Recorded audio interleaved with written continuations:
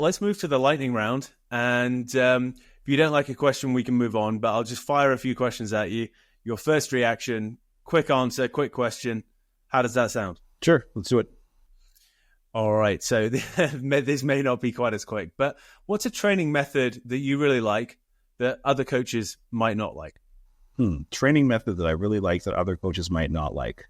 Okay, how about something like drop sets? These days, in a lot of hypertrophy training and a lot of research that's out there and so on, things that make use of extended sets or drop sets and whatnot, they have sort of gotten torn apart in terms of not promoting or stimulating anything additional in terms of what can trigger or potentiate more hypertrophy. But I just like it. I like it for the way that it makes you feel. I like it for the efficiency that it can give a client in terms of doing more work in a shorter period of time. And, there is an aspect that has to do with the psychology of it too. And if it makes a client feel better and it makes a client feel more, useful usage of their time, then, hey, I'm all for it. And you know what? It's just a hell of a workout for me personally when I do a drop set. That's especially on an isolation exercise. I'll have at it. And as you said, it's that mental aspect as well as it's not a purely physical endeavor, right? We've talked a lot about the psychological. Yeah. Okay. So another slightly contrived question, but if you could only do one lift for the rest of your life, what would it be and why? Good old-fashioned cleans. Good old-fashioned cleans, because if you want to really break it down and think about it, if you're doing a clean from the floor, for example, then, and I hate to be this guy, but okay, you're combining a deadlift and then you've got the traps in there and then you're going to get a front squat out of it as well.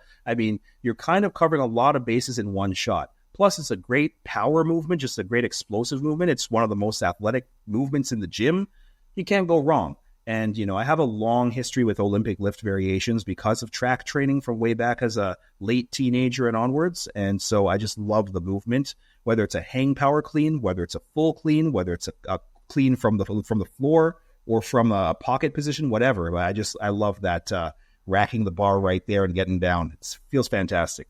Yeah, I was going to say that psychological aspect as well. You feel powerful, feel strong, feel athletic. Yeah, I totally see that.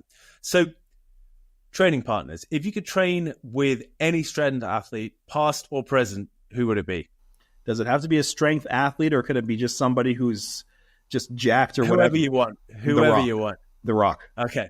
Yeah, that's a good answer. That's okay. So moving on, what's your proudest lifting achievement? That's a tough one. Do I want to talk about post-injury stuff? I think that I'm still going to just say I cleaned 310 pounds, clean and jerk. I put that over my head. And that was the heaviest that I ever attempted, and I went 1 for 1 with it as well. So I never went up that high again. I've cleaned 315 pounds, but I didn't put it over my head. I didn't try. So that clean and jerk 310, again, that's somewhere on YouTube. But that was it was a nice clean as well. It looked great. Lovely, nice crisp, yeah. And I guess a clean and jerk would be a great exercise for a single, if you had one exercise as well, right? Oh, yeah. So we've covered a lot of this in depth. So I'm just looking for a quick answer on this. But what's the best piece of advice you could give to someone just starting out in strength training? As a lifter or as a trainer? Let's go, whichever you prefer. Let's go for as a lifter. As a lifter, I would say regard your nutrition as soon as you can, because that's what's going to yield the results that you're looking for. And of course, there are other factors, but regard your nutrition. That's the biggest mistake that I made as a young sprinter. The biggest mistake I made as a young lifter. Eat well, eat properly, get your protein, track your stuff, get into the habit of being disciplined with nutrition, and it can go a long way for you. As a trainer, I would say develop hobbies outside of fitness. That's it. Develop hobbies outside of fitness, and you will be better for that when it comes to working with people. And aside from your own, which I would highly recommend, and if you give the whole name of it, that would be great. Aside from your own book, what book would you recommend, or what would be your favorite book on strength training? Well, my own book is Strength Training for All Body Types, The Science of Lifting and Levers. And I would recommend that to everybody, so let's get that in there. And then outside your own book? The most influential book to me, even though it might be, it's been a while that it's been out now, but and there's multiple volumes of it, but Starting Strength by Mark Ripto was a series of books, but particularly the first volume for me was the most influential book for me in terms of teaching me how to coach and cue patterns. You know, whether you agree or disagree with every last thing that's in it, it has a really good way of explaining subject matter and justifying the subject matter and just giving you principles and ways to actually explain this stuff. And so that has been the most important book for me as far as being a better coach and learning how to just cue technique. And on the on the sort of subject of influence and mentors, who has had the most significant influence on your training philosophy, on your sort of strength training?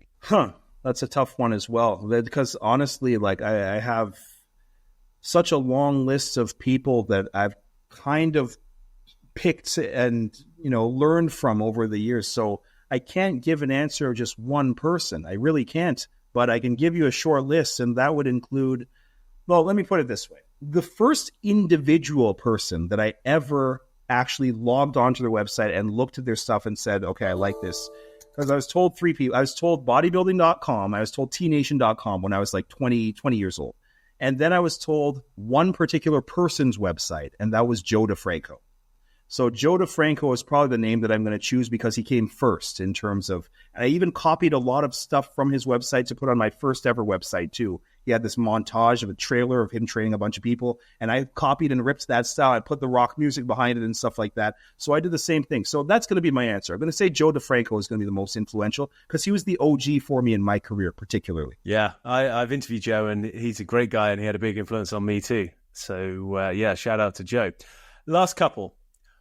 Can you share a time when you failed and what you learned from it? Yes, I can. Now, failed as a trainer for sure in terms of, okay, so here's a story. There was a doctor that I was training when I was working. I was probably 23 years old. I was about 23 years old.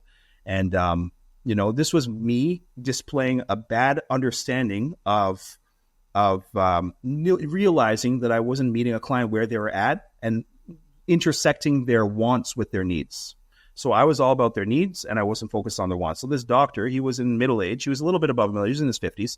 And he was training with me for the first couple of sessions.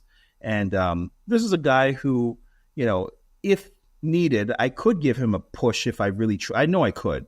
And so the workout was a little bit more conditioning oriented, a little bit difficult. And so he had pull-ups in that workout and he had sled work in that workout as well. And so he was doing the sleds, he was doing the pull-ups with a band assistance, and he got through it. And it was hard, but he got through it, and it was good. And then the next couple of days, he sent me a message saying he was viciously sore from that workout, to the point where he was telling me, hey, listen, those were the wrong exercises for me. I can't even unflex my arms right now. So he was really not too pleased about that, and he wanted a change to be made. Now, my stance or my reaction to that could have been, you know what, let's talk in person about this, but I hear what you're saying. I think that's true. Maybe some modifications will take a few steps backwards before we move forward again. Good feedback. Thank you for that. But instead, I decided to stand my ground on the basis of science. And you know what? It's fine. Have an Epsom salts bath and you'll be fine. It's going to be okay. It was a great workout. This is exactly what you need. This is probably going to just dissipate as we do it more often and so on. That client ended up leaving me. Right back. But by the end of it, he ended up leaving me, right? And because I didn't necessarily see his side of it or realize that, listen, there could be so many other factors at play that I did not even ask about to make him feel that way. Was it a bad experience with prior trainers? Was it, prior medical stuff that maybe it started to trigger? There could have been so many different things, right? And instead, I just decided to take that stance from it. And so it ended up costing me a client. And so from that perspective, there was a lesson that was learned in there that, only when I was a little bit older, I realized I was being a certain way about it. And I would have handled the situation differently today, that's for sure. Well, Lee, this has been full of really interesting insight and really valuable takeaways. So I just want to thank you so much for your time. I really appreciate it. Of course, anytime.